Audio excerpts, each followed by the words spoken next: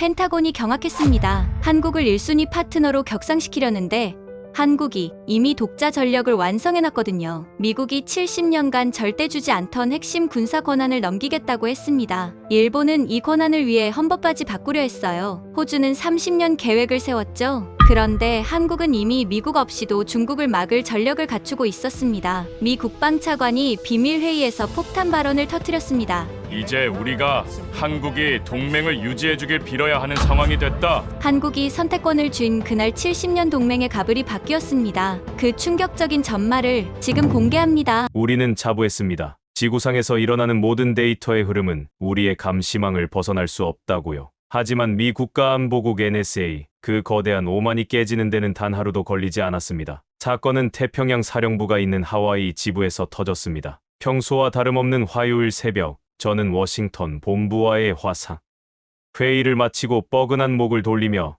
상황실로 들어섰습니다. 당시 저는 NSA의 부국장으로서 전 세계 정보를 총괄하고 있었지만 그날 새벽만큼은 그저 피곤한 직장인에 불과했죠. 수백 명의 요원들이 키보드를 두드리는 소리가 백색 소음처럼 깔린 그곳에서 커피 한 모금을 마시려던 찰나였습니다. 제 전담 수석 엔지니어인 사라 젠킨스가 자리에서 벌떡 일어나는 게 보였습니다. 사라는 데이터 더미 속에서 패턴을 찾아내는 데는 인간보다 기계에 가까운 천재입니다. 감정이 거의 없는 그녀가 창백하게 질린 얼굴로 모니터를 노려보고 있다는 것. 그것은 직감적으로 대형 사고가 터졌음을 의미했습니다. 부국장님, 이것 좀 보셔야겠습니다. 그녀의 목소리는 미세하게 떨리고 있었습니다. 제가 다가가자 사라는 메인 화면에 띄워진 동아시아 해저 케이블망 지도를 가리켰습니다. 빨간색과 파란색 선들이 복잡하게 얽혀있는 그 지도 위에서 특정 구간의 데이터 트래픽이 기이한 움직임을 보이고 있었죠. 설명해봐. 뭐가 문제지? 데이터가 사라지고 있습니다. 사라지다니. 패킷 손실인가? 단순한 접속 불량 아냐? 아닙니다. 손실이 아니라 증발입니다. 보세요. 도쿄 증권거래소에서 출발한 금융 데이터가 상하이로 향하는 중간 지점에서 물리적으로 증발해버립니다. 그리고 정확히 0.003초 뒤에 전혀 다른 좌표에서 다시 나타납니다. 마치 웜홀을 통과한 것처럼요. 저는 안경을 고쳐 쓰고 화면을 들여다봤습니다. 사라의 말이 맞았습니다. 일본과 중국 사이를 오가는 엄청난 양의 데이터가 동중국해의 특정 좌표, 위도 32도 경도 125도, 부근에서 블랙홀에 빨려 들어가듯 사라졌다가 엉뚱한 곳에서 튀어나오고 있었습니다. 이건 기술적으로 불가능한 일이었습니다. 해저 케이블은 끊어지거나 연결되거나 둘 중 하나입니다. 데이터가 중간에 점프를 할 수는 없으니까요. 해킹인가? 중국 놈들이 백도어를 심은 거야? 제가 묻자 사라는 고개를 세차게 저었습니다. 중국도 아닙니다. 오히려 중국 인민해방군 해군 통신망 데이터도 똑같이 빨려 들어가고 있어요. 누군가 중간에서 가로채고 있는 겁니다. 그것도 아주 거대한 규모로요. 우리는 즉시 딥마인드 프로토콜을 가동했습니다. NSA가 보유한 모든 위성과 감청 자산을 동원해 그 좌표를 샅샅이 뒤지기 시작했죠. 하지만 위성 사진에는 아무것도 찍히지 않았습니다. 배도, 잠수함도, 부표도 없었습니다. 오직 검푸른 바다뿐이었죠. 등줄기에 식은땀이 흘렀습니다. 보이지 않는 유령이 전 세계 금융과 군사 데이터를 집어삼키고 있다는 뜻이었으니까요. 그때 사라가 키보드를 미친 듯이 두드리며 소리쳤습니다. 찾았습니다. 유령 신호의 패턴을 역추적했습니다. 데이터가 사라지는 게 아니었어요. 우회하고 있는 겁니다. 우회? 어디로? 기존 해저 케이블 지도에는 없는 길입니다. 누군가 비밀리에 새 케이블을 깔았어요. 그것도 기존 국제 표준 규격이 아닌 훨씬 더 빠르고 대역폭이 넓은 독자적인 규격으로요. 화면에 새로운 선 하나가 그어졌습니다. 데이터가 사라지던 그 좌표에서 시작된 선은 바다 밑바닥을 타고 뱀처럼 굽이치며 북쪽으로 뻗어 올라가고 있었습니다. 저는 마른 침을 삼켰습니다. 미국 몰래 태평양 바닥에 케이블을 깔 수 있는 나라는 지구상에 존재하지 않아야 했습니다. 러시아, 불가능합니다. 그들의 기술력은 이미 바닥났으니까요.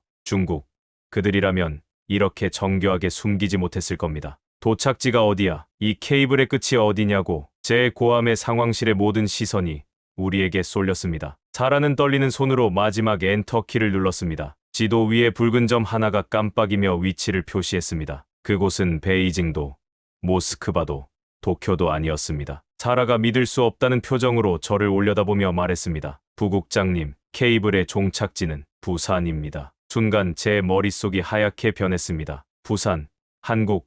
말도 안 되는 소리였습니다. 한국은 우리의 혈맹이자 미국의 안보 우산 아래 있는 나라입니다. 게다가 해저 케이블 매설은 수천억 달러가 드는 거대 프로젝트입니다. 탐사선이 수십 번을 왔다 갔다 해야 하고 공사 기간만 최소 5년에서 10년이 걸립니다. NSA의 감시망을 피해 한국이 단독으로 이런 짓을 벌였다고요? 다시 확인해. 오류일 거야. 한국이 왜 중국과 일본의 데이터를 훔쳐? 그럴 능력이나 있어? 제가 현실을 부정하며 소리쳤지만 사라는 냉정하게 모니터 화면 하나를 더 띄웠습니다. 그것은 지난 6년간 동아시아 해역의 해양 데이터 로그였습니다. 오류가 아닙니다. 부국장님, 이것 좀 보세요. 지난 6년 동안 부산항을 드나든 특수 목적 선박들의 이동 경로입니다. 겉으로는 평범한 어선이나 연구 선박으로 위장했지만 이동 패턴이 정확히 케이블 매설 경로와 일치합니다. 그들은 우리가 잠자는 사이 조금씩, 아주 조금씩 바다 밑에 고속도로를 깔아온 겁니다. 저는 멍하니 화면을 바라봤습니다. 6년. 한국은 6년 동안 철저히 미국을 속여왔던 겁니다. 우리가 북한의 미사일에 신경 쓰고 중국의 대만 침공 위협에만 집중하는 동안 한국은 아무도 보지 않는 바다 밑바닥에서 조용히 칼을 갈고 있었습니다. 하지만 의문은 풀리지 않았습니다. 단순히 케이블을 깔았다고 해서 데이터를 마음대로 가로채거나 조작할 수는 없습니다. 해저 500m 깊이의 케이블 중간 지점에서 데이터를 뽑아내려면 거대한 중계소와 막대한 전력이 필요합니다. 육상과 연결된 전선도 없이 망망대해 한가운데 심해에서 도대체 어떻게 그 엄청난 전력을 공급하고 있는 걸까요? 사라, 전력원은 이 케이블 허브를 돌리는 전기는 어디서 오는 거지? 주변에 해상 풍력 발전기나 원자력 발전소도 없잖아. 제 질문에 사라는 난처한 표정을 지으며 고개를 갸웃거렸습니다. 그게 가장 이상한 점입니다. 열 감지 위성으로 스캔해봤는데 해당 좌표의 수온이 주변보다 미세하게 높습니다. 마치 바다 밑에 화산이라도 있는 것처럼요. 화산. 그 지역은 화산대가 아니야. 압니다. 그래서 더 소름 끼치는 겁니다. 자연적인 열이 아닙니다. 인공적인 열원이에요. 그것도 아주 강력하고 지속적인. 그때였습니다. 상황실의 메인 스피커에서 날카로운 경고음이 울려 퍼졌습니다. 소나, 즉 음파 탐지 담당관이 헤드셋을 벗어 던지며 비명을 지르듯 보고했습니다. 부국장님, 지점에서 거대한 물체가 감지됐습니다. 물체, 고래야? 잠수정이야? 아닙니다. 이건 금속입니다. 길이 90m 이상의 대형 구조물입니다. 그런데 엔진 소음이 전혀 없습니다. 추진기 소리가 안 들려요. 그냥 우웅거리는 전기 모터 소리만 납니다. 엔진 소음이 없는 90m짜리 금속 물체. 제 등골이 서늘해졌습니다. 디젤 잠수함은 주기적으로 수면 위로 올라와야 하고 기존 핵잠수함은 원자로 냉각 펌프 때문에 소음이 발생합니다. 하지만 지금 소나에 잡힌 저 괴물은 그 어떤 카테고리에도 속하지 않았습니다. 저는 떨리는 목소리로 물었습니다. 저 물체, 지금 뭘 하고 있지? 담당관이 창백한 얼굴로 대답했습니다. 케이블 위에 앉아 있습니다. 마치 충전기에 꽂힌 스마트폰처럼 해저 케이블 허브에 도킹해서 움직이지 않습니다. 그 순간 저는 깨달았습니다. 한국이 부산에서 시작한 이 거대한 프로젝트의 진짜 목적을요. 그들은 단순히 데이터를 훔치기 위해 케이블을 깐 게 아니었습니다. 그들은 바다 밑에 움직이는 발전소를 배치한 겁니다. 누구의 눈에도 띄지 않고 무한대의 시간 동안 작전이 가능한 우리가 한 번도 상상해 본 적 없는 새로운 개념의 무기. 하지만 그때까지만 해도 저는 몰랐습니다. 저 심해의 괴물이 단순히 전력만 공급하는 게 아니라 어떤 무시무시한 능력을 숨기고 있는지 말이죠. 그리고 그 능력이 곧 중국 함대를, 아니 전 세계의 안보 지형을 어떻게 뒤집어 놓을지 저는 감히 상상조차 하지 못했습니다. 우리가 경악하고 있던 그 순간 화면 속의 유령 잠수함에서 미세한 신호가 방출되기 시작했습니다. 그리고 1분 뒤 베이징 인민해방군 해군 사령부의 통신망이 마비되었다는 긴급 첩보가 들어왔습니다. 전쟁은 이미 시작되고 있었습니다. 총성 한 방 없이 말이죠. 그리고 같은 시각 도쿄, 일본 최대 방송사 NHK의 심야 토론 스튜디오에 긴장감이 감돌고 있었습니다. 평소와 다른 긴급 편성이었죠. 스튜디오 모니터에는 미국 국무부 웹사이트가 띄워져 있었고 화면에는 선명하게 독도가 한국 영토로 표기되어 있었습니다. 시청자 여러분, 안녕하십니까? 긴급 특집 심야 토론입니다. 메인 앵커 다나카 타케시가 침통한 표정으로 카메라를 응시했습니다. 오늘 우리가 다룰 주제는 며칠 전 발표된 미국 국무부의 독도 표기 변경 사태입니다. 70년 혈맹이라 믿었던 미국이 일본을 배신했다는 목소리가 높습니다. 오늘은 이 문제를 깊이 있게 파헤쳐 보겠습니다. 다나카는 자신의 맞은편에 앉은 손님을 소개했습니다. 오늘 저희와 함께 해 주실 분은 도쿄대학 국제관계학과 나카무라 켄지 교수님이십니다. 교수님은 30년간 미일 관계를 연구해 오셨고 워싱턴 싱크탱크에서도 활동하신 이 분야 최고 권위자이십니다. 제 이름은 나카무라 켄지입니다. 저는 천천히 고개를 숙여 인사했습니다. 평생을 미일 동맹 연구에 바쳐온 저로서는 오늘 이 자리가 가장 고통스러운 순간이 될 것을 알고 있었습니다. 교수님, 오늘 특별한 자료를 가져오셨다고 들었습니다. 네, 맞습니다. 저는 책상 위에 놓인 서류 봉투를 천천히 들어 올렸습니다. 손이 떨렸어요. 30년간 수많은 기밀 문서를 다뤄봤지만 이건 달랐습니다. 이 문서를 보는 순간 저는 일본인으로서 가졌던 모든 자긍심을 내려놓았거든요. 워싱턴의 제 소식통이 위험을 무릅쓰고 건네준 문서입니다. 국방부 내부에서 유출된 것으로 아직 공개되지 않은 극비 사항이에요. 저는 봉투를 열고 문서를 꺼냈습니다. 펜타곤 로고가 선명하게 찍혀 있었죠. 이 문서의 제목을 읽어드리겠습니다. 저는 다나카 씨를 똑바로 쳐다보며 또박또박 말했어요. 뉴 플랜 A, 서울. 플랜 B가 아니고 새로운 플랜 A라고요? 다나카 씨의 목소리가 떨렸습니다. 그는 정확히 이해한 겁니다. 플랜 B는 책입니다. 하지만 플랜 A는 최우선 전략이죠. 미국이 한국을 차선책이 아닌 새로운 1순위 파트너로 격상시켰다는 의미였습니다. 네, 맞습니다. 미국 펜타곤이 동아시아 전략의 중심축을 완전히 바꿨습니다. 그 중심에는 이제 도쿄가 아닌 서울이 있어요. 저는 문서를 펼쳤습니다. 펜타곤의 논리는 명확합니다. 중국을 견제하기 위해서는 세 가지가 필요해요. 첫째, 실전 가능한 군 사력. 둘째, 첨단 기술 공급망. 셋째, 유연한 외교력. 우리도 그 세 가지를 다 갖고 있지 않습니까? 다나카 씨가 항변했어요. 과연 그럴까요? 저는 냉정하게 반박했습니다. 일본의 군사력을 보죠. 자위대는 세계 5위권 무장력을 갖췄습니다. 맞아요. 하지만 평화헌법 때문에 교전권이 없어요. 집단적 자위권조차 제한적이죠. 중국 함대가 센카쿠를 침범해도 우리는 무선으로 경고만 할 뿐입니다. 하지만 그건 헌법 개정으로. 헌법 개정에 몇 년 걸립니까? 10년, 20년. 그 사이 중국은 남중국해를 완전히 장악합니다. 저는 문서의 다음 페이지를 넘겼어요. 반면 한국을 보세요. 한국군은 실전 배치된 무기 체계를 갖췄어요. K2 전차가 폴란드에 수출됐고 K9 자주포는 노르웨이가 사갔습니다. FA-50 전투기는 30개국과 계약했죠. 이게 무슨 의미인지 아십니까? 수출을 많이 한다는 건가요? 아닙니다. 실전에서 검증됐다는 뜻입니다. 한국 무기는 말이 아니라 행동으로 증명했어요. 일본 무기는 수출 실적이 거의 제로입니다. 왜냐하면 실전 경험이 없으니까요. 다나카 씨는 할 말을 잃었습니다. 저는 계속했어요. 둘째, 기술 공급망입니다. 일본은 과거의 반도체 강국이었죠. 맞습니다. 과거예요. 지금은 어떻습니까? 삼성전자와 SK하이닉스가 세계 메모리 반도체 시장의 70%를 장악했어요. 특히 HBM이라는 차세대 AI 반도체 메모리는 한국이 사실상 독점하고 있습니다. 우리도 도시바가 있고 소니가 있지 않습니까? 도시바는 중국 자본에 팔렸고 소니는 반도체 사업을 정리했습니다. 저는 무겁게 한숨을 내쉬었어요. 미국이 중국과 기술 전쟁을 벌이는 지금 반도체 공급망은 생명줄입니다. 그 생명줄을 쥐고 있는 건 일본이 아니라 한국이에요. 엔비디아의 AI 칩이 움직이려면 한국산 메모리가 필수입니다. 미국 입장에서 누가 더 중요하겠습니까? 스튜디오가 조용해졌어요. 저는 마지막 항목으로 넘어갔습니다. 셋, 외교력입니다. 일본은 미국 일변도 외교를 해왔어요. 중국과는 적대적이고 러시아와도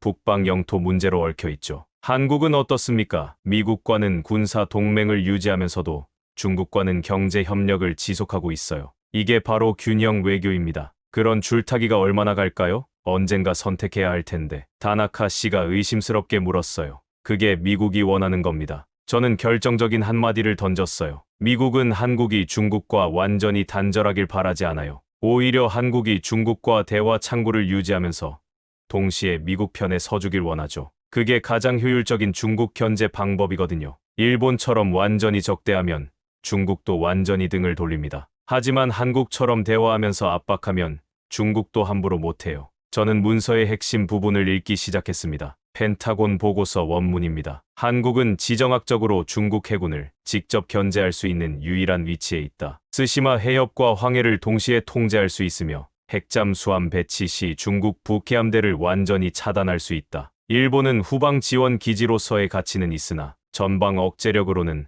한국이 압도적으로 우위에 있다. 영어로 말했습니다. 후방 지원 기지라니. 다나카 씨가 고개를 떨궜어요. 우리가 조연이 됐다는 건가요? 조연도 중요합니다. 저는 위로하듯 말했지만 제 목소리에도 힘이 없었어요. 하지만 주연은 아니죠. 위급한 순간에 미국이 전화를 걸 곳은 이제 도쿄가 아니라 서울입니다. 중국이 대만을 공격한다고 가정해보세요. 미국은 누구와 먼저 상의할까요? 당연히 우리 아닙니까? 가장 가까운 동맹국이니까. 틀렸습니다. 이제는 한국입니다. 왜냐하면 한국의 핵잠수함이 중국 해군을 직접 견제할 수 있거든요. 일본은 미군 기지를 제공하는 역할에 그치지만 한국은 직접 행동할 수 있어요. 저는 문서의 마지막 페이지를 펼쳤습니다. 그리고 가장 충격적인 건 이겁니다. 펜타곤의 한 라인이 바뀌었어요. 긴급 상황 시 도쿄로 걸던 직통 전화가 끊겼습니다. 그리고 새로 연결된 전화의 끝에는 서울이 있어요. 그럼 우리는 이제 참조 대상일 뿐입니다. 중요한 결정에서 배제될 겁니다. 다나카 씨의 얼굴이 창백해졌어요. 그는 떨리는 손으로 물을 마셨습니다.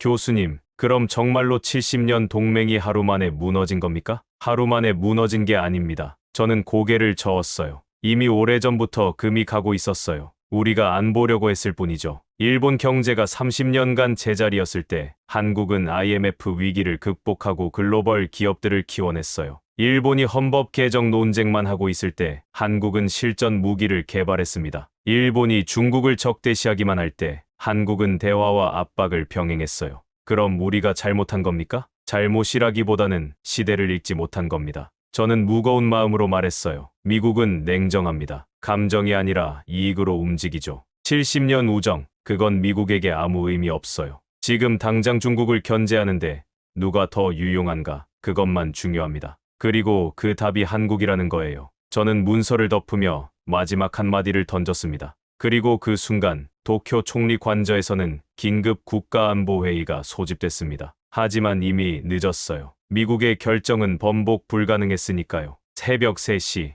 총리 관저의 불이 환하게 켜졌습니다. 제 휴대폰으로 외무성 관계자에게서 문자가 왔어요. 긴급 NSC 소집, 상황 심각. 저는 방송 중이었지만 무슨 일이 벌어지고 있는지 정확히 알고 있었습니다. 다나카 씨, 지금 총리 관저에서 국가안보회의가 열리고 있어요. 그럼 대책을 세우고 있는 거 아닙니까? 미국에 항의하고 국제사회에 우리 입장을 알리고. 다나카 씨가 희망적으로 말했지만 저는 고개를 저었습니다. 제 소식통에 따르면 회의는 완전히 혼란스럽다고 하더군요. 저는 받아둔 메시지들을 읽기 시작했어요. 외무대신이 보고했답니다. 미국 국무부에 긴급 면담을 요청했으나 거절당했습니다. 주미 대사가 백악관 접촉을 시도했으나 아무도 만나주지 않았습니다. 유엔 안보리의 문제를 제기하려 했으나 미국이 사전에 차단했습니다. 영어로 말했습니다. 차단이라니요. 동맹국인데 우리 의견조차 못 낸다는 겁니까? 그게 현실입니다. 저는 쓴웃음을 지었어요. 총리가 격분했다고 하더군요. 당장 미국 대통령과 통화를 연결하라. 하지만 백악관은 대통령은 캠페인 중이라며 거절했어요. 영어로 말했습니다. 그런데 재밌는 건 바로 그 시각 미국 대통령이 한국 대통령과 통화했다는 소식이 들렸다는 겁니다. 이건 의도적인 망신 아닙니까? 다나카 씨가 책상을 내리쳤어요. 망신이 아니라 메시지입니다. 미국은 일본에게 말하고 있는 거예요. 너희는 이제 우선순위가 아니다. 조용히 있어라. 영어로 말했습니다. 저는 다른 메시지를 읽었습니다. 더 심각한 건 정부가 이 사태를 국민들에게 숨기려 한다는 겁니다. 관저에서 언론사 편집국장들을 긴급 소집했어요. 독도 표기 변경에 대해 자극적인 보도를 자제해달라고 요청했답니다. 그럼 우리 방송은 어떻게 되는 겁니까? 저도 나중에 문책당할 겁니다. 저는 담담하게 말했어요. 하지만 진실을 말하지 않으면 일본은 영원히 깨어나지 못해요. 어차피 숨길 수도 없습니다. 이미 소셜미디어에서 난리가 났거든요. 저는 태블릿을 켜서 트위터 화면을 보여줬습니다. 보세요. 지금 일본 트위터 트렌드 1위가 뭔지 아십니까? 미국의 배신입니다. 2위는 독도고 3위는 한국이에요.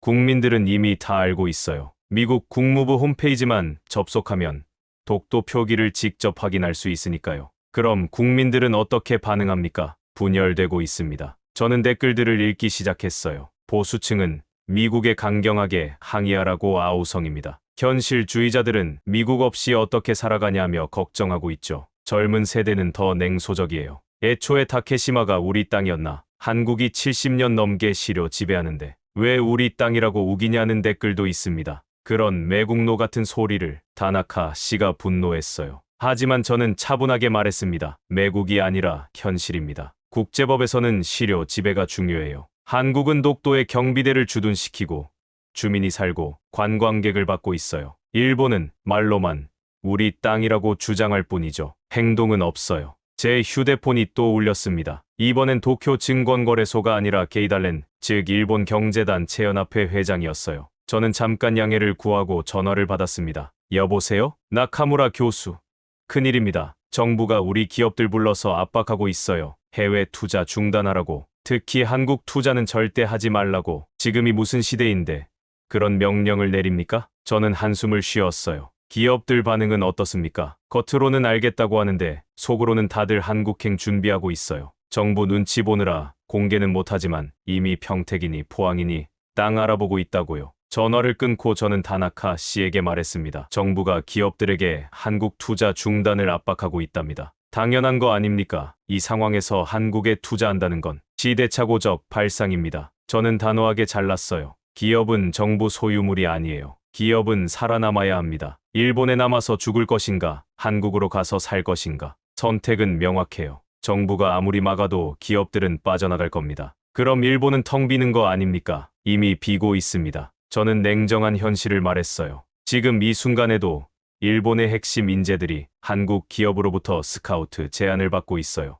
삼성은 일본 반도체 엔지니어들에게 연봉 2배를 제시하고 있고 SK는 배터리 전문가들을 빼가고 있습니다. 돈과 기술과 사람, 삼박자가 모두 일본을 떠나고 있어요. 다나카 씨는 더 이상 반박하지 못했습니다. 그는 그저 멍하니 화면만 바라볼 뿐이었어요. 정부는 통제할 수 없습니다. 경제는 무너지고 있고 여론은 분열됐으며 기업들은 탈출 준비 중입니다. 그리고 가장 무서운 건 저는 마지막 메시지를 확인했어요. 400조 엔의 자금이 정확히 어디로 흘러가고 있는지 추적됐답니다. 그리고 바로 그 시각 서울 여의도에서는 믿을 수 없는 일이 벌어지고 있었습니다. 지금 서울 증시를 연결하겠습니다. 저는 태블릿으로 실시간 코스피 차트를 띄웠어요. 다나카 씨의 눈이 커졌습니다.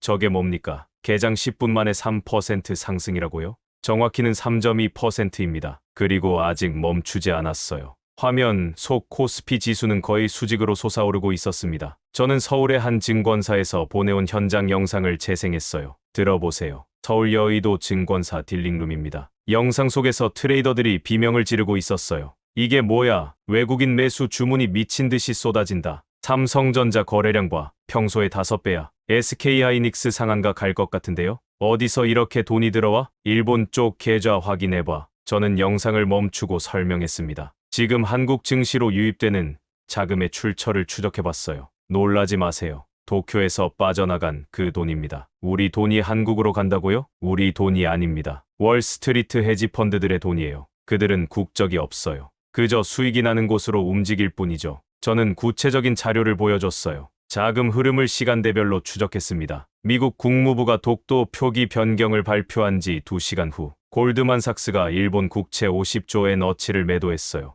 그 돈이 어디로 갔을까요? 한국 국채로 갔습니다. 50조 엔이요? 그건 시작일 뿐입니다. 모건 스탠리가 30조, 블랙록이 40조, JP모건이 35조. 주요 헤지펀드들이 줄줄이 일본을 떠났어요. 총 230조 엔이 72시간 내에 이동했습니다. 다나카 씨는 말을 잃었어요. 저는 계속해서 데이터를 보여줬습니다. 주식시장도 마찬가지예요. 니케이에 상장된 일본 기업 주식을 팔아서 코스피에 상장된 한국 기업 주식을 사들이고 있어요. 특히 삼성전자, SK하이닉스, 현대차, 에너지솔루션 이 4개의 기업에만 80조 엔이 몰렸습니다. 그럼 한국 기업들 시가총액이 폭등하고 있어요. 삼성전자 시가총액이 하루 만에 20% 올랐어요. 이제 도요타를 추월했습니다. 뭐라고요? 삼성이 도요타를 다나카 씨가 소리쳤어요. 저는 두 회사의 시가총액 비교 그래프를 보여줬습니다. 어제까지만 해도 도요타가 40조 엔, 삼성이 35조 엔이었어요. 하지만 지금은 도요타가 36조로 떨어지고 삼성은 42조로 올랐습니다. 완전히 역전됐어요. 이건 일시적인 거겠죠. 곧 제자리로 돌아오지 않습니다. 저는 단호하게 말했어요. 왜냐하면 이건 단순한 투기가 아니거든요. 펀더멘털이 바뀐 겁니다. 투자자들이 보기에 이제 한국 기업이 일본 기업보다 더 안전하고 더 성장 가능성이 높다는 판단을 내린 거예요. 저는 다음 자료를 넘겼습니다. 부동산 시장도 봐야 합니다. 도쿄 긴자에 오피스 빌딩을 보유했던 싱가포르 투자펀드가 매물로 내놨어요. 그리고 그 돈으로 서울 강남의 빌딩을 샀습니다. 강남이요? 네, 테헤랄로의 프라임 오피스 빌딩이에요. 평당 가격이 긴자보다 낮은데 상승 가능성은 더 높다고 판단한 거죠. 저는 환율 차트를 띄웠어요. 그리고 가장 극적인 건 환율입니다. 엔화 대 원화 환율을 보세요. 차트는 가파른 곡선을 그리고 있었습니다. 일주일 전만 해도 100엔에 900원이었어요. 그런데 지금은 100엔에 750원입니다. 엔화가 폭락하고 원화가 폭등한 거예요. 이 속도라면 정말로 1000원이 1000엔이 되겠네요. 다나카 씨가 멍한 표정으로 중얼거렸어요. 그것도 머지않았습니다. 시장에서는 이미 그렇게 예측하고 있어요. 엔화는 안전자산 지위를 잃었고 원화는 새로운 투자처로 부상했습니다. 저는 일본 수출 기업들의 상황을 설명했어요. 엔화 약세가 보통은 수출 기업에 유리하잖아요. 하지만 지금은 다릅니다. 왜냐하면 수출할 물건을 만드는 핵심 부품들을 수입해야 하는데 그 가격이 폭등했거든요. 반도체는 한국에서 사야 하고 배터리도 한국에서 사야 해요. 엔화가 약해지니까 수입 가격이 치솟는 겁니다. 악순환이군요. 악순환이 아니라 붕괴입니다. 저는 냉정하게 말했어요. 제조업은 원가 상승으로 고통받고 금융업은 자금 이탈로 무너지고 부동산은 외국인 매도로 폭락하고 있어요. 일본 경제의 새 기둥이 동시에 흔들리는 겁니다. 다나카 씨가 떨리는 목소리로 물었어요. 교수님, 그럼 우리가 30년 동안 모은 부가 한국으로 넘어가고 있습니다. 정확히는 넘어가는 게 아니라 도망치는 거예요. 돈은 거짓말을 하지 않습니다. 돈은 안전한 곳, 수익이 나는 곳을 찾아가죠. 그리고 지금 돈들은 한국이 일본보다 낫다고 판단한 겁니다. 저는 마지막 자료를 보여줬어요. 그리고 이 자금 대이동을 지켜본 일본 국민들이 거리로 쏟아져 나오기 시작했습니다. 그날 저녁, 도쿄 시내 곳곳에서 촛불이 켜졌어요. 지금 도쿄 시부야 교차로입니다. 저는 제 조수가 보내온 현장 영상을 틀었어요. 화면에는 수만 명의 사람들이 모여 있었습니다. 플래카드가 숲을 이루고 있었죠. 70년 우정은 거짓말이었나? 배신자 아메리카. 우리가 뭘 잘못했나? 다나카 씨, 들어보세요. 지휘대가 뭐라고 외치는지. 영상에서 웅성거리는 소리가 들렸어요. 미국, 미국, 독도는 우리 땅이다. 한국에 굴복하지 마라. 다나카 씨가 안도한 듯 말했어요. 그래도 국민들은 정신을 차리고 있군요. 미국에 항의하고 우리 땅을 지키자고. 아닙니다. 저는 고개를 저었어요. 이 분노의 방향이 잘못됐어요. 지금 시위대는 두 갈래로 나뉘었습니다. 한쪽은 미국 대사관으로 가고 있고 다른 한쪽은 한국 대사관으로 가고 있어요. 한국 대사관이요. 왜요? 음모론이 퍼지고 있습니다. 한국이 미국을 사주해서 독도 표기를 바꾸게 만들었다는 거예요. 저는 한숨을 쉬었습니다. 한심합니다. 한국은 그냥 외교를 잘했을 뿐인데 우리는 음모론으로 현실을 부정하고 있어요. 영상은 미국 대사관 앞으로 바뀌었습니다. 경찰 바리케이드가 쳐져 있었고 시위대와 충돌하고 있었어요. 보세요. 성조기를 불태우려는 사람들도 있습니다. 경찰이 막고 있지만 상황이 통제불능으로 가고 있어요. 국민들이 분노하는 건 당연하지 않습니까? 다나카 씨가 시위대를 옹호했어요. 우리가 얼마나 미국에 충성했는데 이렇게 배신당했으니까요. 그 충성이 일방적이었다는 게 문제입니다. 저는 냉정하게 지적했어요. 미국은 우리에게 충성을 요구한 적 없어요. 우리가 일방적으로 바친 겁니다. 미국은 처음부터 자국 이익만 생각했어요. 우리가 착각한 거죠. 동맹이 우정이라고, 형제라고. 아니에요. 동맹은 이익의 결합일 뿐입니다. 영상에서 한 시위 참가자가 마이크를 잡고 외쳤어요. 우리는 오키나와 기지를 제공했다. 방위비 분담금을 냈다. 미국 국채를 샀다. 그런데 이게 보답이냐? 군중이 함성을 질렀어요. 저는 그 모습을 보며 씁쓸하게 말했습니다. 모두 과거형입니다. 했다, 냈다, 샀다. 미국이 묻는 건 지금 무엇을 할 수 있나예요. 과거의 공로는 아무 의미 없습니다. 그럼 우리 국민들이 잘못 분노하고 있다는 겁니까? 분노의 대상이 잘못됐어요. 미국을 탓할 게 아니라 우리 자신을 돌아봐야 합니다. 왜 미국이 우리를 버렸는지, 왜 한국을 택했는지 말이에요. 저는 다른 영상을 재생했어요. 나고야, 후쿠오카. 전국 주요 도시에서 동시다발적으로 시위가 벌어지고 있었습니다. 대학가도 들썩입니다. 와세다 대학 학생들이 농성에 들어갔어요. 그들이 내건 구호가 뭔지 아십니까? 화면에 대형 플래카드가 보였어요. 미국 없는 일본을 꿈꾼다. 다나카 씨가 놀라며 물었어요. 학생들이 반미 운동을 하고 있다고요? 네, 젊은 세대일수록 더 극단적이에요. 그들은 태어날 때부터 일본이 잃어버린 30년을 겪었습니다. 미국 덕분에 잘 살았다는 기억이 없어요.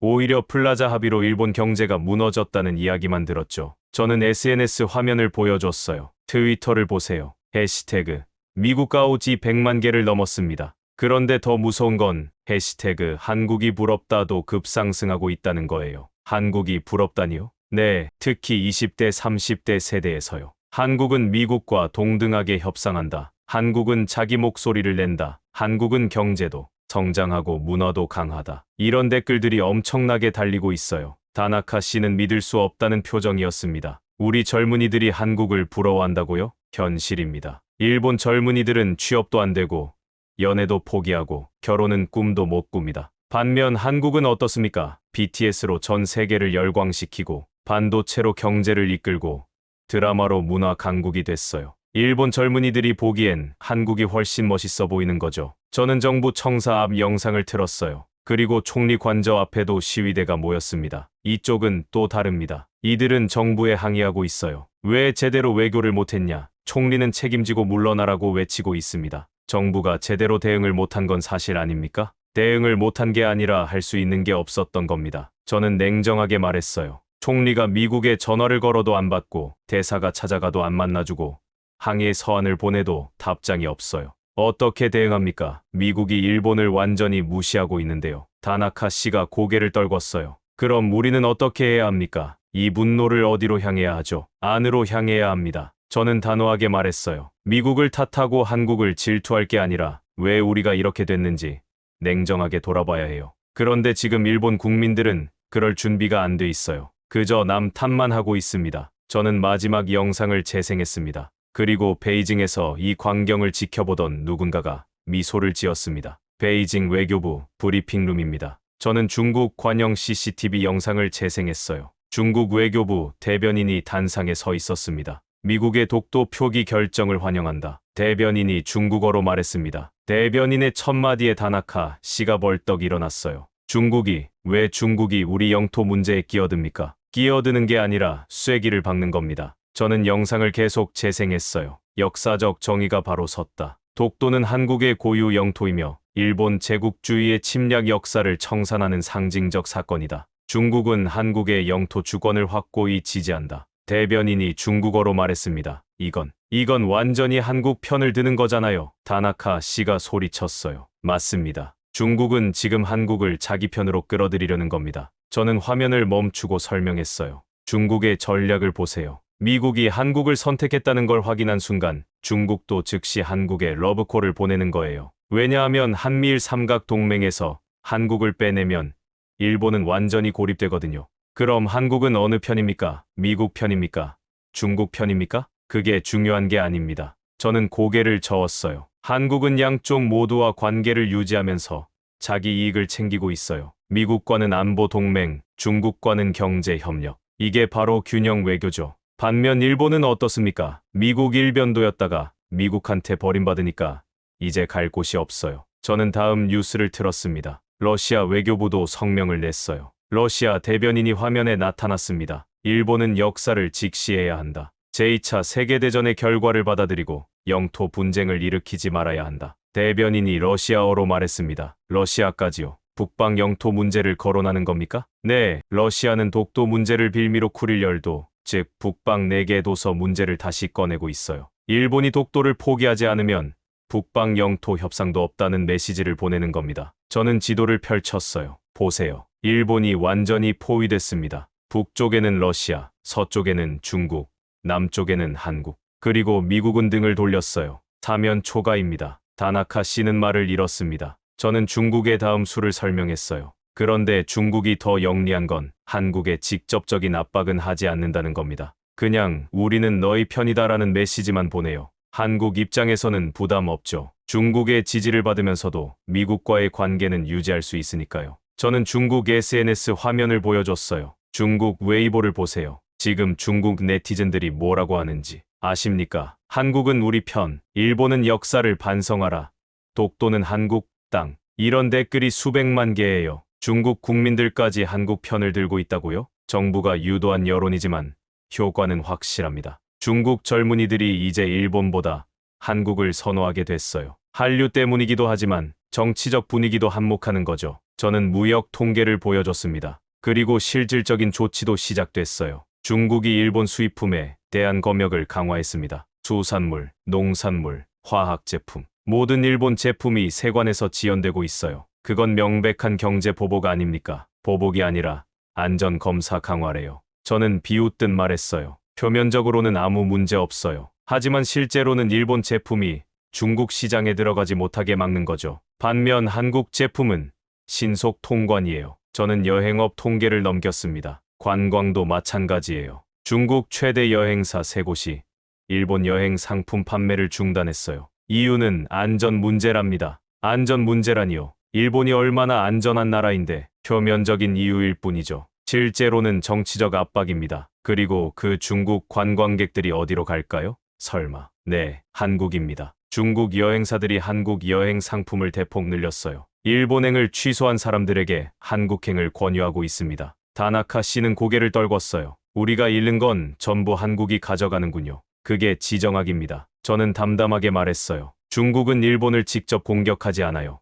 그냥 일본을 배제하고 한국과 협력하면 되니까요. 일본을 지도에서 지워버리는 거죠. 물리적으로가 아니라 경제적으로, 외교적으로. 저는 마지막 분석을 내놨습니다. 중국이 그리는 새로운 아시아 지도를 보세요. 제조 거점은 중국 본토, 첨단 기술은 한국, 자원은 중동, 시장은 아세안. 여기에 일본은 없습니다. 일본은 이제 중국의 전략에서 완전히 배제됐어요. 그럼 우리는 어디에 의지합니까? 다나카 씨가 절규했어요. 미국은 등 돌렸고, 중국은 배제하고, 러시아는 압박하고, 우리한테 남은 건 뭡니까? 그래서 더 무서운 겁니다. 저는 무거운 표정으로 말했어요. 완전한 고립이요. 그리고 이틀 후 중국 최대 여행사들이 일본 여행 상품을 전면 중단했다는 공식 발표가 나왔습니다. 도쿄 아사쿠사입니다. 저는 현장 영상을 재생했어요. 평소 같으면 관광객으로 북적였을 센소지 절 앞이 텅 비어 있었습니다. 기념품 가게 주인이 한숨을 쉬며 셔터를 내리고 있었어요.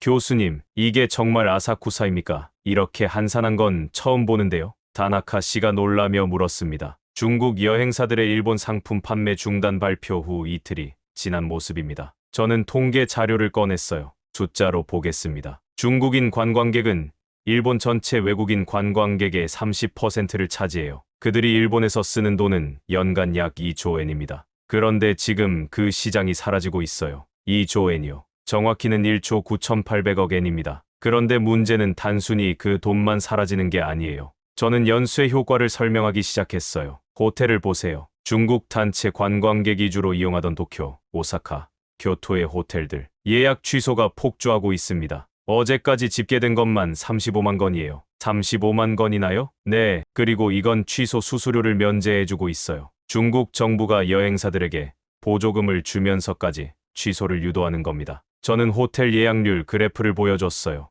도쿄 시내 주요 호텔 예약률이 전년 대비 58% 하락했습니다. 오사카는 62%, 교토는 무려 70% 떨어졌어요. 교토가 왜 더 심합니까? 중국 관광객이 가장 선호하는 도시가 교토거든요. 기모노 체험, 사찰 투어, 전통 료칸. 중국인들이 일본 여행의 꽃이라고 생각하는 것들이 모두 교토에 있어요. 그런데 그들이 안 오니까 교토가 직격탄을 맞은 겁니다. 저는 교토의 한 료칸 주인 인터뷰 영상을 틀었어요. 올해 예약이 70% 잡혀 있었는데 지난 이틀 동안 거의 다 취소됐어요. 중국 손님들이었죠. 이제 뭘 먹고 살아야 할지 노인의 목소리가 떨렸습니다. 저는 영상을 멈추고 설명했어요. 이분은 50년간 료칸을 운영하신 분입니다. 2011년 쓰나미 때도 버텼어요. 하지만 이번에는 버틸 자신이 없다고 하더군요. 왜냐하면 언제 끝날지 모르거든요. 총리가 사과하면 끝나는 거 아닙니까? 사과로 해결될 문제가 아닙니다. 저는 고개를 저었어요. 중국이 관광 제재를 푸는 조건이 뭔지 아십니까? 독도 표기를 원상복구하라는 겁니다. 그런데 그건 일본이 결정할 수 있는 게 아니에요. 미국이 결정한 거거든요.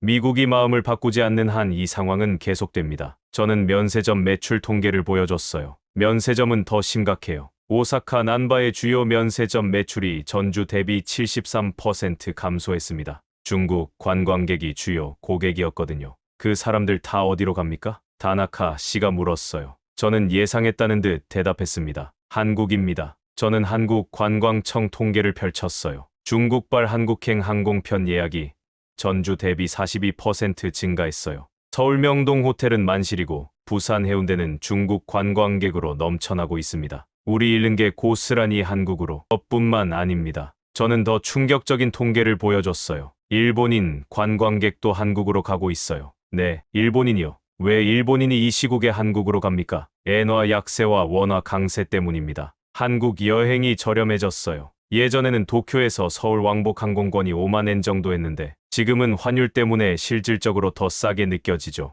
게다가 서울에서 쓰는 돈도 예전보다 부담이 덜해요. 저는 일본 여행사 통계를 보여줬습니다. 특히 20대, 30대 세대 일본인들이 한국으로 몰리고 있어요. K-팝 콘서트 보러 가고, 한국 화장품 사러 가고, 한국 드라마 촬영지 투어하러 가요. 작년에 한국을 방문한 일본인이 250만 명이었는데 올해는 350만 명을 넘었습니다. 우리 젊은이들이 한국 문화에 빠져 있다는 건 알고 있었지만 다나카 씨가 씁쓸하게 말했어요. 그 정도까지인 줄은 몰랐습니다. 현실입니다. 일본 젊은이들은 이제 한국을 트렌디한 나라로 봐요. 일본은 어른들의 나라, 한국은 젊은이들의 나라라는 이미지가 생긴 거죠. 저는 관광버스 기사 인터뷰를 들었어요. 저는 30년간 관광버스를 몰았어요. 후지산, 교토, 나라, 늘 관광객이 넘쳤죠. 그런데 지난주부터 예약이 하나도 없어요. 이번 달 수입이 제로입니다. 총리의 한마디가 제 밥줄을 끊었어요. 저는 영상을 멈추고 말했습니다. 이분만의 이야기가 아닙니다. 일본 전역에서 관광업에 종사하는 사람이 300만 명이에요. 그들 대부분이 지금 같은 상황입니다. 정부가 보조금을 지급한다던데요. 턱없이 부족합니다. 저는 냉정하게 말했어요. 정부 예산으로 300만 명을 먹여 살릴 수 없어요. 게다가 이게 언제까지 갈지 모르잖아요. 1년, 2년. 그동안 어떻게 버팁니까? 저는 예상 손실액 자료를 보여줬습니다. 관광업 직접 손실만 3조 2천억 엔으로 추산됩니다. 하지만 연수의 효과를 고려하면 실제 손실은 그 2배가 넘을 거예요. 식당, 교통, 유통, 제조업까지 타격을 받으니까요. 다나카 씨는 머리를 감싸 쥐었어요. 이건 재앙입니다. 완전한 재앙이에요. 재앙은 아직 시작도 안 했습니다. 저는 더욱 무거운 표정으로 말했어요. 관광은 그래도 서비스업이에요. 망해도 사람만 실직할 뿐이죠. 하지만 지금부터 말씀드릴 건 일본의 심장, 제조업 이야기입니다. 그리고 그보다 더 무서운 소식이 전해졌어요. 일본의 심장인 제조업이 무너지기 시작한 겁니다. 가나가와현 요코하마시에 있는 한정밀 기계 공장입니다. 저는 제가 직접 방문해서 찍은 영상을 재생했어요. 공장 정문에 폐업 안내 포스터가 붙어 있었습니다. 이 공장은 60년 전통의 베어링 제조업체였어요. 도요타, 혼다의 부품을 납품하던 회사였죠. 그런데 지난주에 문을 닫았습니다. 왜 갑자기요? 경영난이었습니까? 경영난이 아니라 탈출입니다. 저는 공장 사장과의 인터뷰 영상을 틀었어요. 더 이상 일본에서는 안 되겠다고 판단했어요. 전력비는 10년 전에 2배, 인건비는 계속 오르는데 젊은 인력은 안 와요. 규제는 너무 많고 정부 승인은 느려요. 게다가 이번 외교 사태로 지정학적 리스크까지 생겼잖아요. 그래서 어디로 가십니까? 제가 물었어요. 사장은 잠시 망설이다가 대답했습니다. 한국 평택입니다. 이미 땅도 계약했어요. 내년 봄에 공장 가동 시작합니다. 영상을 멈추고 저는 설명했어요. 이 회사만이 아닙니다. 지금 일본 제조업체들이 줄줄이 한국행을 준비하고 있어요. 그럴 리가 없습니다. 다나카 씨가 반박했어요. 일본 제조업이 얼마나 강한데요. 세계 최고 기술력을 가진 우리 기업들이 왜 한국으로 갑니까? 기술력만으로는 안 되기 때문입니다. 저는 냉정하게 지적했어요. 기업이 공장을 세우려면 뭐가 필요할까요? 첫째, 안정적인 전력 공급. 둘째, 빠른 인허가. 셋째, 우수한 인력. 넷째, 저렴한 비용. 다섯째, 낮은 지정학적 리스크. 일본은 이 5가지를 하나도 충족시키지 못해요. 저는 비교표를 보여줬습니다. 일본과 한국을 비교해볼까요? 전력 비용부터 보겠습니다. 일본은 킬로와트 시당 25엔, 한국은 12엔. 한국이 절반 수준이에요. 게다가 한국은 전력 공급이 안정적이지만 일본은 원전 가동률이 낮아서 여름마다 전력난을 겪죠. 그건 원전 반대 여론 때문에. 이유가 중요한 게 아닙니다. 결과가 중요해요. 기업 입장에서는 안정적인 전력이 필요한데 일본이 그걸 못 주면 다른 데로 가는 거죠. 저는 다음 항목으로 넘어갔어요. 인허가 속도를 보겠습니다. 일본에서 공장 하나 짓는데 환경영향평가, 건축 허가, 사업 승인 받으려면 평균 7년 걸려요. 한국은 2년에서 3년입니다. 그건 한국이 규제를 너무 느슨하게 하는 거 아닙니까? 느슨한 게 아니라 효율적인 겁니다. 한국은 원스톱 서비스예요. 한 곳에서 모든 허가를 처리해줘요. 일본은 환경부, 국토교통부, 경제산업부, 지자체 각각 따로 승인받아야 해요. 시간이 안 걸릴 수가 없죠. 저는 인력 문제를 설명했어요. 인력은 더 심각합니다. 일본은 고령화로 젊은 엔지니어가 부족해요. 공대 졸업생들은 제조업 안 가려고 해요. 힘들고 급여도 낮으니까요. 반면 한국은 어떻습니까?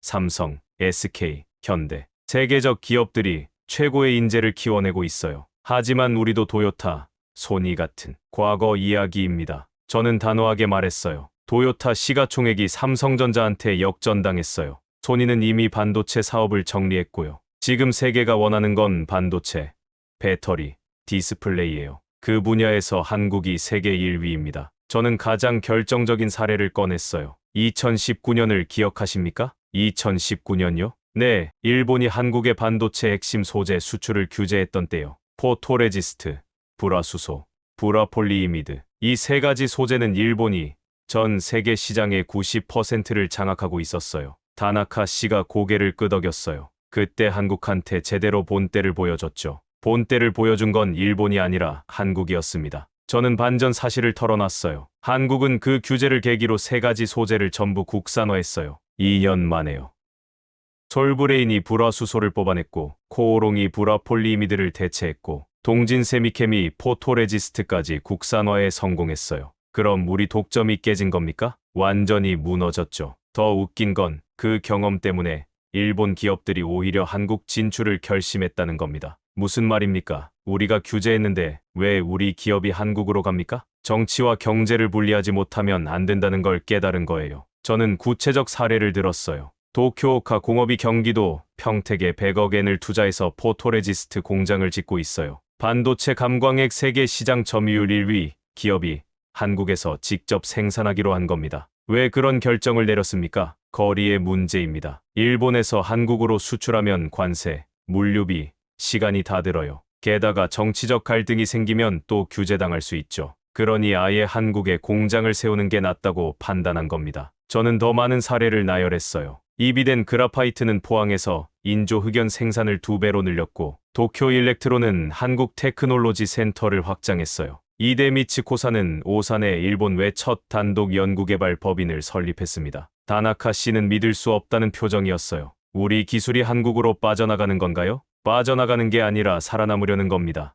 저는 설명했어요. 기업 입장에서는 일본에 남아서 죽느냐, 한국으로 가서 사느냐의 선택이에요. 한국에는 삼성전자, SK하이닉스라는 세계 최대 고객이 있어요. 그들 옆에 있으면 즉각 피드백을 받고 신기술을 개발하고 시장을 선점할 수 있죠. 저는 통계를 보여줬어요. 2024년 기준 일본의 대한국 직접 투자액이 전년 대비 375% 증가했어요. 375%요? 네, 거의 4배 가까이 늘었습니다. 이번 외교 사태는 그 흐름을 더욱 가속화시켰어요. 일본 기업들이 보기에 이제 일본은 지정학적 리스크 지역이 됐거든요. 저는 한 일본 기업 최고 경영자의 말을 인용했어요. 한 기업 대표가 이렇게 말하더군요. 한국은 많은 고객, 풍부한 인프라, 우수한 인적 자원을 갖추고 있어 최고의 시너지 효과를 낼 수 있다. 솔직히 지금은 일본보다 한국이 더 매력적이다. 영어로 말했습니다. 다나카 씨는 고개를 떨궜어요. 우리가 완전히 뒤처진 건가요? 뒤처진 게 아니라 시대를 읽지 못한 겁니다. 저는 마지막 경고를 했어요. 앞으로 산업 공동화가 본격화될 겁니다. 기업과 기술과 인재가 일본을 떠나요. 그리고 그들이 향하는 곳은 한국입니다. 그리고 워싱턴에서는 이미 새로운 파트너십이 발표되고 있었습니다. 워싱턴 국무부입니다. 저는 미국 국무장관의 기자회견 영상을 재생했어요. 그의 옆에는 한국 외교부 장관이 서 있었습니다. 미국과 대한민국은 오늘 포괄적 전략 동맹으로의 격상에 합의했습니다. 국무장관이 영어로 말했습니다. 포괄적 전략 동맹이요? 다나카 씨가 물었어요. 기존 군사 동맹에서 한 단계 더 올라간 겁니다. 경제, 기술, 안보를 모두 아우르는 최고 등급 동맹이에요. 미국이 이 등급을 준 나라는 영국, 호주 정도밖에 없습니다. 저는 잠시 멈추고 무겁게 말했어요. 그리고 일본은 빠졌어요. 기자회견은 계속됐습니다. 특히 반도체, 인공지능, 청정에너지 분야에서 한미 협력을 대폭 강화할 것입니다. 한국은 미국의 가장 중요한 기술 파트너입니다. 국무장관이 영어로 말했습니다. 기술 파트너라니요. 그건 원래 우리 자리였잖아요. 다나카 씨가 소리쳤어요. 과거형으로 말씀하시니 정확하네요. 였다가 맞습니다. 저는 냉정하게 지적했어요. 일본의 반도체 시장 점유율이 얼마인지 아십니까? 10%도 안 돼요. 한국은 60% 넘습니다. 미국이 AI 칩을 만들려면 한국산 메모리가 필수예요. 엔비디아, AMD, 인텔 모두 한국 반도체 없이는 못 움직입니다. 저는 미국의 전략을 분석했어요. 미국이 한국을 선택한 이유는 명확합니다. 중국을 견제하려면 세 가지 라인이 필요해요. 첫째, 대만 해협. 둘째, 남중국해. 셋째, 동중국해와 황해. 저는 지도를 펼쳤습니다. 일본은 대만 해협을 지원할 수 있어요. 하지만 그게 전부입니다. 반면 한국은 어떻습니까? 실시마 해협을 통제하면 중국 동해에 함대를 묶어둘 수 있어요. 황해에서는 중국 북해 함대를 직접 견제할 수 있고요. 하지만 우리 자위대는 헌법상 교전권이 없습니다. 저는 단호하게 잘랐어요. 중국 함대가 센카쿠를 침범해도 경고만 할 뿐이죠. 반면 한국 해군은 어떻습니까? 독도 인근에서 실탄 사격 훈련을 해요. 중국 어선이 불법 조업하면 납포합니다. 행동하는 군대예요. 저는 한국의 군사력을 설명했어요. 그리고 핵잠수함입니다. 한국이 핵잠수함 도입 승인을 받았어요. 이게 얼마나 큰 의미인지 아십니까? 잠수함이 그렇게 중요합니까? 해양 전략의 핵심입니다. 저는 강조했어요. 핵잠수함은 무제한으로 잠항할 수 있어요. 중국 해군이 어디로 움직이는지 추적하고 필요하면 차단할 수 있죠. 미국이 한국의 핵잠수함을 허용했다는 건 한국을 서태평양의 핵심 억제력으로 인정했다는 뜻입니다. 그럼 우리는요? 우리도 잠수함이 있는데요. 일본 잠수함은 재래식이에요. 2주에 한 번은 부상해서 배터리를 충전해야 해요. 그 순간 중국한테 다 들킵니다. 저는 미국의 계산을 설명했어요. 미국이 보는 일본의 가치는 이겁니다. 주일 미군 기지를 제공한다. 후방 지원을 해준다. 그게 전부예요. 전방에서 중국과 맞서 싸울 나라는 한국입니다. 그럼 우리는 조연이 됐다는 건가요? 주연에서 조연으로 강등됐죠. 저는 인정했어요.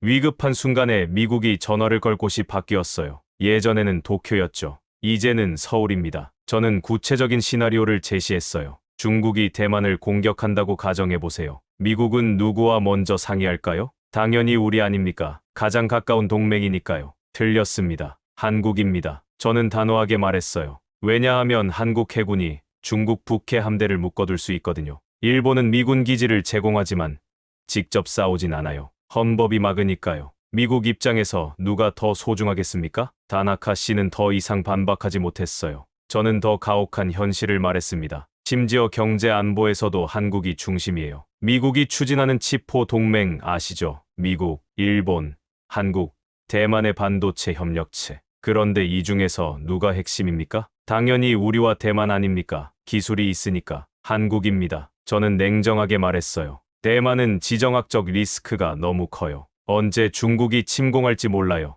일본은 기술이 낙후됐고요. 결국 미국이 믿을 곳은 한국뿐이에요. 삼성과 SK 없이는 이 혁명이 불가능합니다. 저는 미국 기업들의 움직임을 보여줬어요. 애플이 한국의 연구개발 센터를 확대하고 있어요. 구글도 한국의 데이터 센터를 짓고 있고요. 마이크로소프트는 한국을 아시아의 허브로 지정했습니다. 그럼 우리는 완전히 밀려난 건가요? 밀려난 게 아니라 역할이 바뀐 겁니다. 저는 설명했어요. 일본은 여전히 중요해요. 하지만 1순위가 아니라 2순위가 된 거죠. 주연이 아니라 조연이 된 겁니다. 미국의 긴급 연락망에서 한국이 먼저고 일본은 그 다음이에요. 저는 마지막으로 펜타곤의 훈련 계획을 보여줬어요. 최근 한미연합훈련 규모를 보세요. 사상 최대 규모였어요. 참가 병력 50만, 전략자산 총동원. 반면 미일 훈련은 규모가 축소됐어요. 축소라니요. 네, 미국이 한국 쪽에 더 많은 자원을 투입하기로 했거든요. 저는 무거운 결론을 내렸습니다.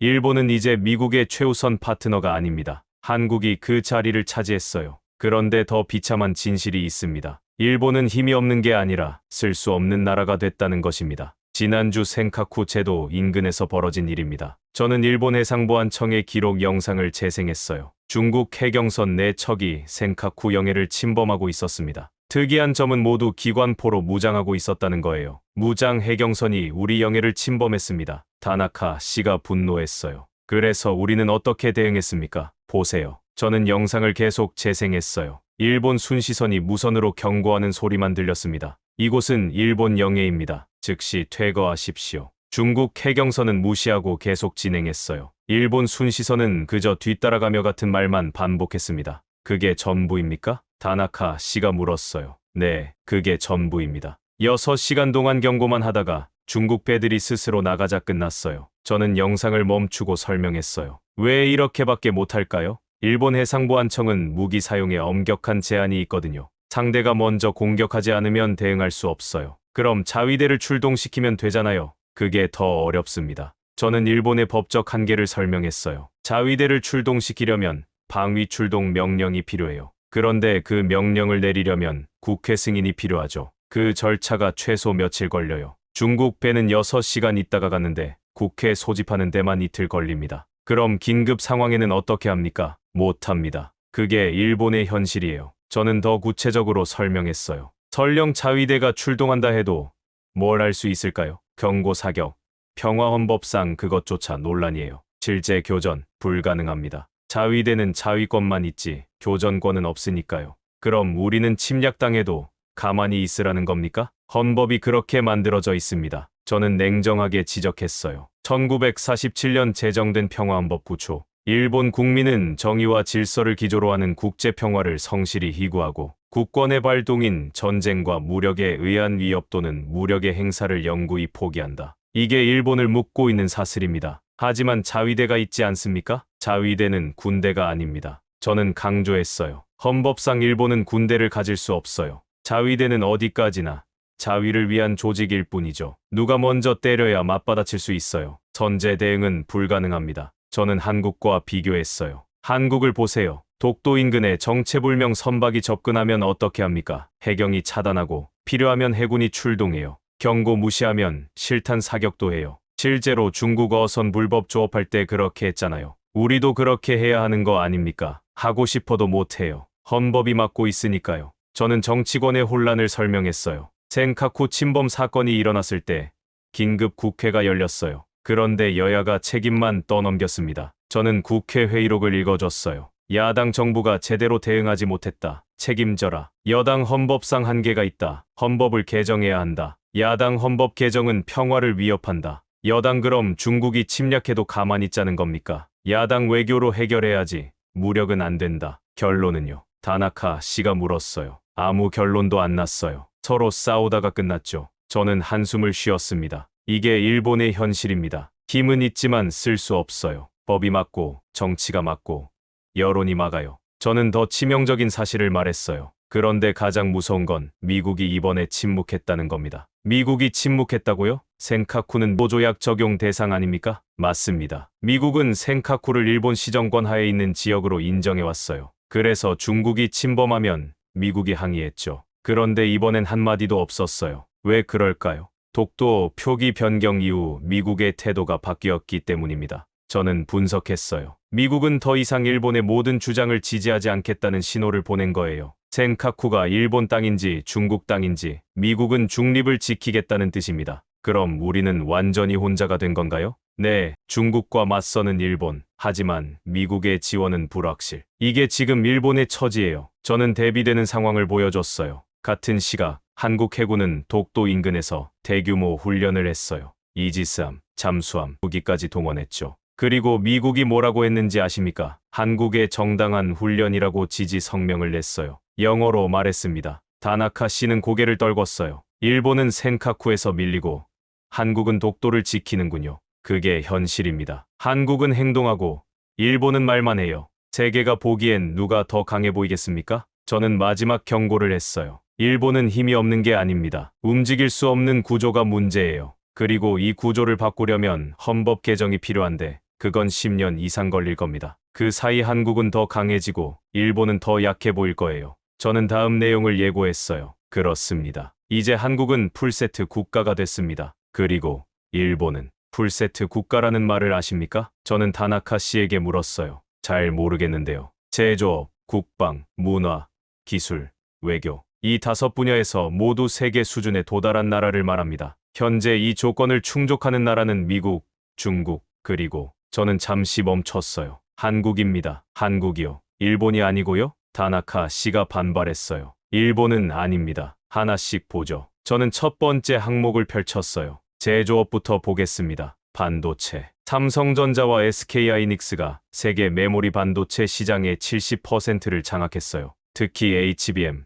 고대역 폭 메모리는 사실상 독점이죠. 엔비디아 AI 칩이 한국 메모리 없이는 못 움직입니다. 우리도 반도체가 시장 점유율 10%도 안 됩니다. 저는 냉정하게 잘랐어요. 배터리, LG에너지 솔루션, 삼성 SDI, SK온. 이 세 회사가 세계 전기차 배터리 시장의 30%를 차지해요. 테슬라, BMW, 폴크스바겐 모두 한국 배터리를 씁니다. 저는 다음 항목으로 넘어갔어요. 조선. 한국은 세계 조선 시장의 45%를 차지해요. 특히 LNG 운반선은 90% 점유율이죠. 일본은 20%로 밀렸어요. 하지만 우리 기술력이 과거형입니다. 현재는 한국이 앞섭니다. 저는 자동차 산업을 설명했어요. 자동차. 현대차와 기아가 세계 3위 그룹이에요. 특히 전기차 분야에서 맹추격하고 있죠. 아이오닉 5, EV6. 유럽과 미국에서 날개 돋친 듯 팔리고 있어요. 다나카 씨가 억지로 웃으며 말했어요. 제조업은 인정합니다. 하지만 군사력은 우리가 압도적 아닙니까? 아닙니다. 저는 단호하게 말했어요. 군사력을 봅시다. 일본 자위대 병력 25만, 한국군 50만. 인원부터 2배 차이예요. 하지만 중요한 건 실전 경험입니다. 저는 한국군의 특징을 설명했어요. 한국은 휴전 상태예요. 북한과 대치 중이죠. 그래서 한국군은 항상 전시태세예요. 반면 일본은 70년간 전쟁 없이 평화만 누렸죠. 그게 자랑스러운 거 아닙니까? 군대 입장에서는 약점입니다. 실전 경험이 없으니까요. 저는 무기 수출 통계를 보여줬어요. 그래서 한국 무기가 세계에서 팔리는 겁니다. K2 전차 폴란드 수출 180대, K9 자주포 노르웨이 수출 54문, FA50 전투기 30개국과 계약. 일본 무기 수출 실적은 다나카 씨는 대답하지 못했어요. 저는 냉정하게 말했습니다. 거의 제로입니다. 왜냐하면 실전 검증이 안 됐으니까요. 누가 실전에서 안 써본 무기를 사겠어요? 저는 다음 분야로 넘어갔어요. 문화를 봅시다. DS, 블랙핑크, 오징어 게임, 기생충. 전 세계가 한국 문화에 열광하고 있어요. 한류 경제 규모가 연간 130억 달러를 넘었습니다. 우리도 애니메이션, 게임이 과거의 영광입니다. 저는 현실을 지적했어요. 일본 애니메이션은 여전히 인기 있어요. 하지만 성장은 멈췄죠. 반면 한국 콘텐츠는 폭발적으로 성장하고 있어요. 넷플릭스 전 세계 시청 1위가 한국 드라마예요. 저는 구체적 사례를 들었어요. 파리에 가면 한국 화장품 가게가 있고, 뉴욕에서는 K-팝 콘서트가 매진되고, 베를린에서는 한국 치킨집이 줄을 서요. 이게 문화 강국의 증거 아닙니까? 하지만 일본 문화도 정체됐어요. 저는 냉정하게 평가했어요. 일본 문화는 2000년대에 정점을 찍고 멈췄어요. 새로운 게 없어요. 반면 한국은 계속 진화하고 있죠. 저는 기술 분야로 넘어갔어요. 기술을 봅시다. 이 데이터 센터, 한국이 아시아 허브로 떠오르고 있어요. 마이크로소프트, 구글, 아마존 모두 한국에 투자하고 있습니다. 왜 한국입니까? 우리가 기술 선진국인데 전력 인프라 때문입니다. 저는 설명했어요. 이 데이터 센터는 엄청난 전력을 먹어요. 안정적이고 값싼 전력이 필요하죠. 한국은 그걸 제공할 수 있어요. 일본은 전력비가 비싸고 공급도 불안정합니다. 저는 5G, 6G 기술을 언급했어요. 통신 기술. 한국이 세계 최초로 5G를 상용화했어요. 지금은 6G 개발을 주도하고 있죠. 삼성전자의 6G 특허가 세계 1위입니다. 하지만 우리도 따라가고 있을 뿐입니다. 저는 마지막 분야로 넘어갔어요. 외교를 봅시다. 이게 가장 중요해요. 한국의 균형 외교, 미국과는 안보 동맹, 중국과는 경제 협력, 유럽과는 기술 파트너십, 중동과는 에너지 협력. 모든 방향으로 문을 열어뒀어요. 그런 줄타기가 위험하지 않습니까? 위험하지만 효율적입니다. 저는 설명했어요. 일본은 어떻습니까? 미국 일변도죠. 중국과는 적대, 러시아와도 멀어졌어요. 선택지가 없습니다. 한국은 선택지가 많아요. 그게 외교력입니다. 저는 최근 사례를 들었어요. 이 정상회의에서 한국 대통령이 중재자 역할을 했어요. 미국과 중국이 대립할 때 중간에서 조율한 겁니다. 일본 총리는 구석에서 지켜만 봤어요. 저는 종합평가를 내렸습니다. 제조, 군사, 문화, 기술, 외교 5 분야 모두에서 한국이 세계 수준에 도달했어요. 이게 풀세트 국가입니다. 일본은 일부 분야는 강하지만 전체적으로는 밀렸어요. 다나카 씨는 고개를 떨궜어요. 정말 우리가 모든 면에서 뒤처진 겁니까? 뒤처진 게 아니라 역전당한 겁니다. 저는 역사적 관점을 제시했어요. 150년 전 메이지 유신 이후 일본이 앞섰죠. 한국을 식민 지배했고 전후에도 경제 격차가 컸어요. 그런데 지금은 완전히 뒤바뀌었습니다. 언제부터 이렇게 된 겁니까? 1997년입니다. 저는 결정적 전환점을 말했어요. IMF 외환위기. 그때가 시작이었어요. 그리고 그 이야기는 다음에 하겠습니다. 이건 단순한 추월이 아닙니다. 150년 만의 역사적 역전입니다. 1868년 메이지 유신. 저는 역사 연표를 펼쳤어요. 그때부터 일본이 아시아의 패권국이 됐습니다. 서양 문물을 받아들이고 부국 강병을 이루고 주변국을 지배했죠. 특히 한국은. 저는 말을 잠시 멈췄어요. 이 부분은 일본인으로서 인정하기 가장 어려운 역사였거든요. 1910년 한일병합. 우리가 한국을 식민 지배했습니다. 35년간 말이죠. 다나카 씨는 불편한 표정이었어요. 하지만 저는 계속했습니다. 그 35년 동안 한국인들은 일본을 증오했어요. 당연하죠. 나라를 빼앗겼으니까요. 그리고 1945년 해방 후에도 한국은 가난했어요. 전쟁으로 폐허가 됐고 남북으로 분단됐죠. 저는 1960년대 사진을 보여줬어요. 1965년 한일 국교 정상화 당시 한국의 1인당 GDP는 100달러였어요. 일본은 1000달러였습니다. 10배의 차이였죠. 그때는 우리가 압도적이었습니다. 다나카 씨가 과거의 영광을 떠올리며 말했어요. 맞습니다. 그리고 일본은 계속 앞서 나갔어요. 저는 연표를 넘겼습니다. 1970년대 일본은 세계 2위 경제대국이 됐어요. 자동차, 전자제품이 세계를 석권했죠. 소니, 파나소닉, 토요타, 혼다. 일본 브랜드가 세계 최고였어요. 그때가 좋았죠. 그리고 1980년대는 절정이었어요. 일본이 미국을 추월할 거라는 전망까지 나왔죠. 뉴욕 록펠러 센터를 사고 할리우드 영화사를 인수하고 일본 자본이 전 세계를 샀습니다. 저는 씁쓸하게 웃었어요. 그런데 그 오만이 일본을 망쳤습니다. 1985년 플라자 합의. 저는 일본 경제 붕괴의 시작점을 말했어요. 미국의 압박으로 엔화 가치를 2배로 올렸죠. 그 결과 수출 경쟁력이 급락했고 부동산 버블이 터졌어요. 1990년대부터 일본은 잃어버린 30년에 들어갔습니다. 저는 한국 이야기로 넘어갔어요. 그 사이 한국은 어땠을까요? 1970년대부터 한강의 기적을 이뤘어요. 현대, 삼성, LG, SK. 재벌 기업들이 성장했죠. 그리고 1988년 올림픽으로 세계에 한국을 알렸습니다. 하지만 그래도 우리가 앞섰잖아요. 1997년까지는요. 저는 결정적인 해를 말했어요. 1997년 IMF 외환위기. 한국 경제가 붕괴했습니다. 외환보유고가 바닥났고 IMF에 구제금융을 신청했죠. 그때 우리 일본인들은 뭐라고 했는지 아십니까? 저는 당시 일본 언론 헤드라인을 보여줬어요. 한국 경제 붕괴, 한국이 망한다, 이제 한국은 끝났다. 이런 제목들이 넘쳐났어요. 그리고 일본 은행들이 한국에서 자금을 회수했습니다. 그건 당연한 거 아닙니까? 위험한 곳에서 돈을 빼는 건 당연하지 않습니다. 저는 단호하게 말했어요. 일본 은행들이 자금을 회수하면서 한국의 위기를 더 앞서요. 우리가 한국을 죽이려 한 겁니다. 그리고 저는 그때 이렇게 말했어요. 한국은 이제 끝났다. 다시는 일본을 따라잡지 못할 것이다. 저는 부끄러운 표정으로 고개를 숙였어요. 제가 완전히 틀렸습니다. 무슨 말씀이십니까? 한국은 죽지 않았어요. 오히려 더 강해져서 돌아왔습니다. 저는 한국의 부활 과정을 설명했어요. IMF 구제금융을 받은 후 한국은 뼈를 깎는 구조조정을 했어요. 기업을 정리하고 금융 시스템을 개혁하고 노동시장을 유연화했죠. 그게 효과가 있었습니까? 3년 만에 IMF 빚을 전부 갚았어요. 저는 놀라운 사실을 말했어요. 원래 5년 걸릴 거라고 예상했는데 3년 만에 조기 상환했습니다. 한국 국민들이 금 모으기 운동까지 했어요. 그 단합력이 무서웠죠.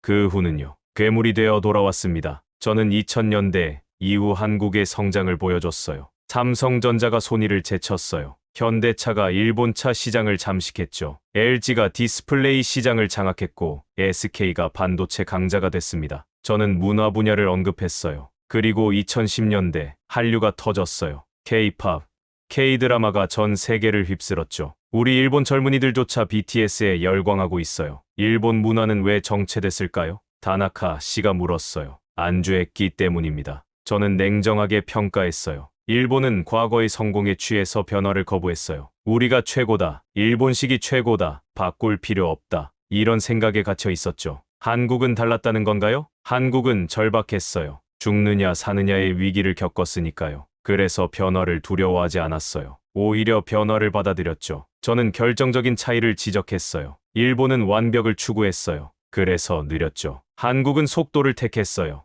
빨리빨리 문화. 완벽하지 않아도 일단 해보는 거예요. 그게 한국을 강하게 만들었습니다. 그래서 150년 만에 역전된 건가요? 네, 메이지 유신 이후 처음으로 한국이 일본을 추월했어요. 저는 무거운 결론을 내렸습니다. 1868년부터 2025년까지 157년간 일본이 앞섰습니다. 그런데 지금은 완전히 뒤바뀌었어요. 경제, 기술, 문화, 외교. 모든 면에서 한국이 일본을 넘어섰습니다. 역사의 아이러니군요. 다나카 씨가 씁쓸하게 말했어요. 아이러니가 아니라 인과응보입니다. 저는 말했어요. 일본이 오만했고 한국은 겸손했어요. 일본은 멈췄고 한국은 달렸습니다. 일본은 과거에 집착했고 한국은 미래를 봤어요. 당연한 결과입니다. 저는 마지막으로 말했어요. 다나카 씨, 이제 선택할 시간입니다. 스튜디오에 깊은 침묵이 흘렀습니다. 다나카 씨는 한참 동안 아무 말도 하지 못했어요. 그의 손은 여전히 떨리고 있었고 얼굴은 창백했습니다. 교수님, 그가 떨리는 목소리로 입을 열었어요. 정말로 우리가 끝난 겁니까? 일본은 정말로 다시 일어설 수 없는 건가요?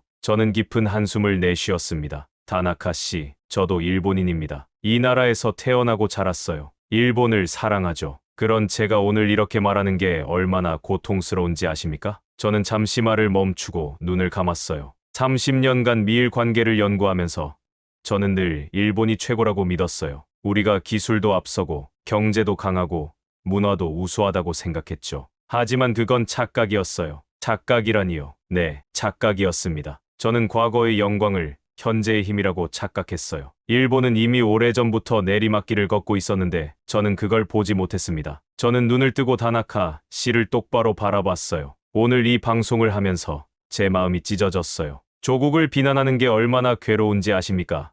하지만 저는 거짓말을 할 수 없었어요. 진실을 말해야 일본이 깨어날 수 있으니까요.